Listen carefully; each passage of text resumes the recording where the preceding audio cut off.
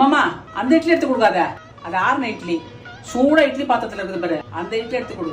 அப்பதான் என் பிள்ளை நல்லா சாப்பிடுவான். உங்க புள்ளியோட வாயை எடுத்துட்டு வந்து அடுப்புல வைங்க, அதுலயே மாவு ஊத்தி சுட சுட இட்லி சாப்பிட என்னம்மா? ஒண்ணும் இல்ல.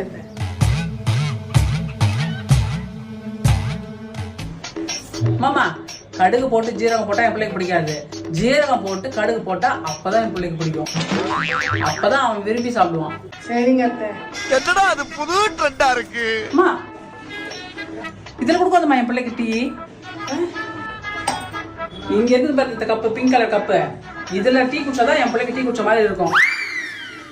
இந்த கப்பா? சரிங்க அத்தை.